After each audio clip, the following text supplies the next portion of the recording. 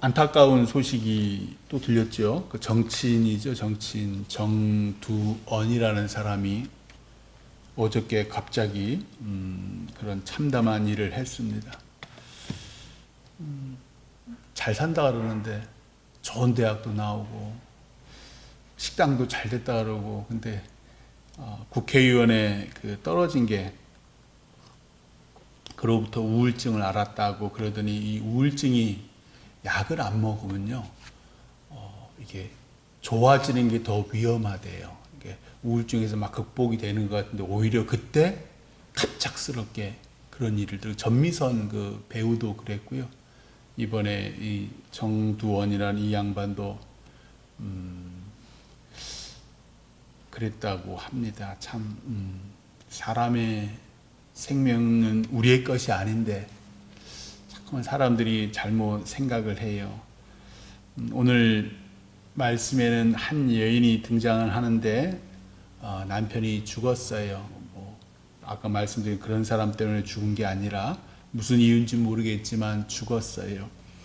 그래서 이 여인이 두 아들과 함께 어려운 삶을 살아가고 있는데, 빚쟁이들이 와가지고 두 아들을, 빚을 안 갚으면 두 아들마저도 자신들의 종을 삼겠다고 하니까 이제 도저히 견딜 수가 없어서 엘리사 선지자에게 쫓아온 거예요.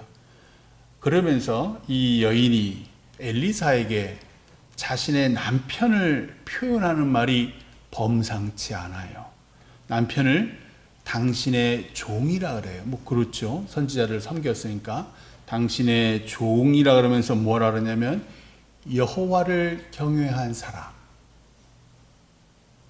이게 무척 은혜가 되더라고요. 왜냐하면 보통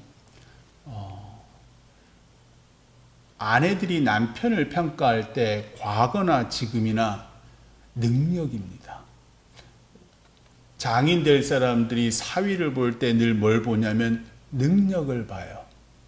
내 딸을 먹여 살릴 수 있는 능력이 되나? 그렇잖아요.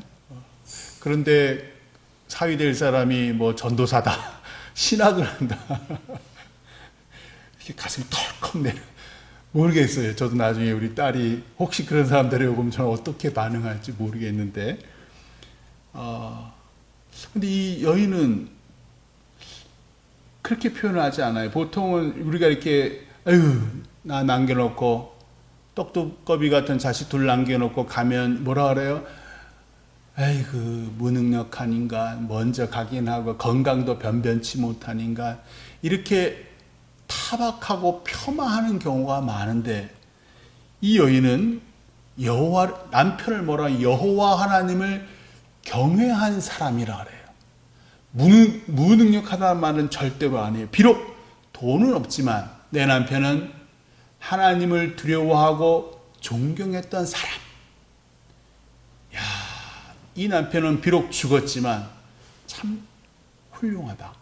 둘 중에 하나, 남편도 훌륭했겠지만 그 남편을 바라보는, 얼마나 가난한 삶에 힘들었겠어요. 그럼에도 불구하고 남편을 여호와를 경외한 사람이라고, 이미 죽어서 빚쟁이까지 쫓아와서 자식 둘을 종 삼으려고 하는데도 불구하고, 그 어려운 형편, 찢어지게 가난한 형편에도 죽은 남편을 그렇게 존경하는 여인이었어요. 그래서 그런지 몰라도 이 여인은 하나님의 선지자 엘리사에게 당당하게 온 거죠. 자, 형편이 이렇게 됐어. 좀 도와주세요. 그러자 엘리사가 묻습니다. 내가 너를 위해 어떻게 하랴? 이 여인은 빚을 갚을 돈이 필요한 거지요. 빚만 갚아야 됩니까? 먹고 살아야 될 거 아니야. 그럼 또 빚을 질 거 아니에요. 알고 있죠. 그래서 엘리사가 너의 집에 무엇이 있느냐 물어보니까 기름 한 그릇이 있습니다 라고 얘기를 해요. 찢어지게 가난한 살림이지요. 하나님을, 우리가 왜 그런 경우 많잖아요. 하나님을 잘 섬긴 보상이 겨우 이겁니까? 하나님을 내가 열심히 섬겼는데 이토록 큰 질병을 주십니까? 사실은 우리 지난 주일날 오셨던 분들 있잖아요. 그분 키 크시고, 남편분은, 아내분은 제가 애들을 섬기던 교회 계시다가 지금 송파로 이사 가셨는데 그분이 이제 말기암 환자예요. 그래서 안 그래도 병원 치유하시냐 했더니 의사들이 포기했대요. 그러면서 하는 말이 한 달 남았다고. 이제는 한 달도 안 남았대요. 주일날 그렇게 말씀하시더라고요. 오히려 이제 항암 치료를 안 하셔서 머리도 좀 나시고. 그래서 제 생각은 계속 지금 그 근처 교회를 이렇게 좀 떠돌아다니셔서 남은 시간 우리 금토교회 같이 와서 예쁘게 같이 섬겼으면 좋겠는데 모르겠어요. 그분이 되게 자존심이 강해요. 자존심이 강해서 이렇게 좀 남에게 부끄러운 걸 보여주기 싫어해요. 남에게 다 그렇죠. 나의 구차한 살림 알려주고 싶지 않잖아요. 이 여인은 오늘 말씀의 이 여인도 참 찢어지게 가난한 살림이잖아요. 아마 엘리사가 묻기 전에는 이 여인은 그런 생각을 했어요. 우리 집에 아무것도 없다. 나랑 아들놈 두 놈 빼놓고 우리 집에 아무것도 없다고 생각했을 거예요. 근데 엘리사가 무엇이 있느냐 물어봤더니 그 순간 생각이 딱 난 거예요. 기름 한 그릇. 참 우리가 절망적인 상황이 있으면 아까 말씀드린 뭐 정두원이니 전미선이니 이런 사람들 우울증에 심하게 앓는 사람들 뿐만 아니라 부도가 난 사람들, 큰 질병에 걸린 사람들은 어떤 생각이 있느냐면 아무것도 없다예요. 나를 도와줄 사람도 없고 나에게 남겨있는 것도 아무것도 없다. 그러니까 자꾸만 자기를 구석에 코너로 몰고 가요. 근데 감사하게도 엘리사가 물으니까 이 여인은 생각한 거예요. 기름 한 그릇이 있다. 아무리 절망적인 상황일지라도 우리에겐 분명히 무언가가 있어요. 뭐 이순신 장군이 예전에 임진왜란 때 뭐라 그랬어요? 아무도 없다고 이제 그 부하들도 그렇고 백성들도 우리는 이제 아무것도 없습니다 할 때 뭐라 그랬어요? 우리에게는 아직도 12척의 배가 있다. 그쵸? 소망을 볼 줄 아는 사람. 나에게 무언가 있어요. 근데 그것을 우리가 자꾸만 절망 가운데 있으면 이게 안 보이거든요. 근데 엘리사 선지자가 물으니까 이 여인이 생각해낸 거예요. 기름 한 그릇이 있습니다. 우리 주변에도 이렇게 절망하는 사람이 있다면 그분들에게 말해주세요. 여전히 있어요. 당신에겐 떡두꺼비 같은 당신 아들, 딸이 있고 아내가 있고 남편이 있고 당신의 이유 내가 있고 하나님이 계시잖아요. 그래서 작은 믿음 당신에게 있잖아요.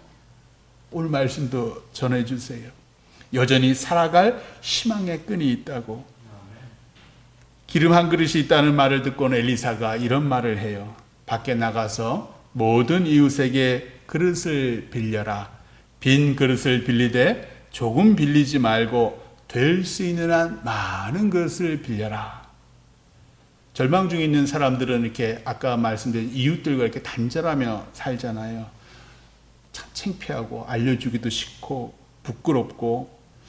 제가 고등학교 1학년 때 성남으로 이사를 왔어요. 계속 요즘에는 광진구, 예전에는 성동구, 그 어린이대공원 근처 능동이라는 데 살았는데 저희 아버지가 고등학교 1학년 때 그 사업이 부도가 났어요. 그래서 성남으로 이사 왔는데 그 전에 부도가 났으니까 계속 한 2학기 정도 등록금을 못 냈어요. 선생님이 다 눈 감게, 우리 땐 그랬죠. 다 눈 감게 시키고 등록금 안 내는 사람 흔들어오면 좀 맨날 손 흔들고. 저희 집에 쌀도 떨어졌고 저희 아버지는 막 도망갔어요. 도망가시고 어머니랑 저랑 동생들이 있었는데, 근데 신기하게 한 번도 그런 부끄러운 얘기를 안 하잖아요. 근데 신기하게도 또 옆집 사람 분들이, 이쪽 저쪽 옆집 사는 분들이 어떻게 알았는지 쌀을 이만큼을 갖고 오시고 또 돈도, 당시 꽤 되는 돈도 이렇게 주시고, 제가 이렇게 옆에 어머니는 막 미안해 하시고 막 눈물 뚝뚝뚝 흘리고 저는 옆에도 막 부끄럽고 막 많은 힘이 됐어요. 그리고 이제 성남으로 이사 왔는데 아직도 그때 도와줬던 분들 얼굴이 기억이 나요. 별로 그렇게 친하지 않았던 이웃들인데도 기억이 나요. 엘리사는 절망하는 이 여자에게 너를 도와줄 따뜻한 이웃이 있다는 것을 알려주는 거예요. 이웃에게 가. 근데 이웃도 그냥 이웃, 너랑 친한 이웃이라는 얘기를 안 하고요. 모든 이웃이라 그래요. 모든 이웃에게 가서 빈 그릇을 빌려와라. 우리는 왜 이웃하면 나랑 친한 사람만 이웃이라고 생각하잖아요. 이것도 자기 자신을 자꾸만 가두는 거예요. 엘리사가 아니야. 네가 어렵고 힘들 때는 너랑 별로 친하지 않은 사람, 너랑 때때로는 막 으르릉 이 사람이 너에게도 도움의 손길을 내밀어 준단다. 그걸 깨닫게 하는 거예요. 그래서 이 여인이 모든 이웃들에게 그릇을 빌려옵니다. 우리 금토동에도 마찬가지예요. 이분들이 다 우리 이웃이에요. 나중에 이제 우리 이주자 택지도 없고 또 새로운 이웃들도 오고 젊은 사람들도 오고 그 사람들이 다 우리 이웃이에요. 친하든 친하지 않든. 미국 뉴욕의 그 라가디아 공항이라는 곳 혹시 들어보셨어요? 라가디아 공항이라는 곳이 있어요. 그 공항에 라과디아라는 이름을 딴 이유가 한 판사 이름이에요. 이 판사가 가게에서 빵을 훔친 노인이 법정에 섰는데 이 노인이 사흘을 굶었으니까 아무것도 보이지 않아서 빵을 훔친 거예요. 그러니까 이 라과디아 판사가 근엄한 표정으로 판결을 내리면서 당신의 사장이 아무리 딱해도 죄는 죄잖아요. 그러니까 $10 벌금을 선고를 해요. 그러더니 자기 주머니에서 지갑을 꺼내더니 $10를 이렇게 보여주면서 방청객에게 말해요. 이 돈은 이 뉴욕시 안에 배고파서 빵을 훔치는 가난한 사람이 있는데도 그동안 내가 너무 좋은 음식을 많이 먹은 죄에 대한 벌금입니다. 이 돈으로 이 노인의 벌금을 내가 내겠습니다. 여기에 계신 신사 숙녀 여러분들 가운데서도 나와 같은 생각을 가지고 계신 분이 있다면 이 모자에 돈을 넣으십시오. 자기 모자를 딱 벗어서 돌리니까 $47. 뭐 많이 모이지도 않았죠. 사실 당신들도 꽤 큰 돈이었지만, 그리고 이 가난한 노인에게 줍니다. 그러자 이 노인이 울먹이면서 이제는 작은 일부터 시작하겠습니다. 남의 물건을 훔치는 짓은 더 이상 하지 않겠습니다. 그러고 난 다음에 이분이 판사에서 뉴욕 시장으로 3번을 당선이 된 훌륭한 정치인이 돼요. 많은 어려운 사람. 그래서 뉴욕시에 라과디아 공항이 아직도 있습니다. 과부가 두 아들과 함께 모든 이웃들로부터 빈 그릇을 빌려옵니다. 무슨 용도에 쓸지 몰랐기 때문에 이걸 많이 빌릴지 적게 빌릴지 모르는 거예요. 그저 그냥 주는 대로 다 받아왔습니다. 그러자 엘리사가 집 문을 닫고 그 모든 그릇에 기름을 부으라 그래요. 엄마가 이렇게 따르면 아들이 이렇게 받는 거죠. 아들 둘이. 하나님의 능력은 물론 대낮 환한 가운데서도 역사하지만 대개는 남들이 보이지 않는 은밀한 것. 특별히 골방에서 주로 역사하십니다. 오늘 새벽에도 지금 이 순간에도 또 여러분 집에 돌아가셔서 아니면 남 보지 않을 때 교회에 오셔서 남 모르게 기도하는 그 기도가 하나님께 상달됩니다. 특별히 나를 위해 기도하지 마시고요. 남을 위해 기도해 보세요. 그 중보 기도가 신기하게 잘 응답됩니다. 기름 한 그릇에 있던 기름을 다른 그릇에 이제 엄마랑 아들들이랑 붓고 또 부어요. 그런데도 신기하게 기름이 떨어지지 않습니다. 이웃에게 빌려온 모든 그릇에 기름이 넘쳐납니다. 빌려온 그릇이 얼마나 많았는지 알 수 없지만 엘리사는 그 기름을 팔아 빚을 갚고 남은 것으로 두 아들과 생활하라고 말해요. 근데 보니까 엄청 부자가 된 것 같지는 않아요. 빚 갚고 두 아들이 생활할 정도. 이왕이면 좀 많이 가득 부자가 되게 하시면 얼마나 좋을까. 우리도 그렇잖아요. 우리도 이왕이면 나도 부자가 되고 내 자녀도 부자가 되게 해서 그런 큰 하늘복을 받으면 좋잖아요. 그런데 만약에 그랬다면 오늘 말씀에 이 여인과 두 아들이 그러면 도둑이 될 수도 있죠. 강도가 될 수도 있죠. 아니면 이 여인이 교만해질 수도 있어요. 두 아들이 엄마 재산 노릴 수도 있어요. 하나님은 적당하게 필요한 만큼, 원하는 만큼 주십니다. 그것이 하나님의 은혜예요. 무능력했으나 하나님을 경외한 남편과 사별한 여인, 이 여인이 하나님의 선지자 엘리사를 찾아왔어요. 그리고 하나님께서 어려운 형편을 해결해 주실 것이라고 믿었습니다. 그들의 믿음대로 두 아들은 빚쟁이의 종으로 팔려가지 않았습니다. 되려 빚도 갚고 평범한 삶을 살 수 있었습니다. 게다가 여인은 평생 이웃을 공경하며 살았을 겁니다. 그들의 빈 그릇 덕에 형편이 나아졌으니까요. 힘들고 어려운 상황 가운데서도 하나님을 향한 믿음의 촛불 끄지 않는 우리 길을 주님의 이름으로 축원합니다. 기도하겠습니다.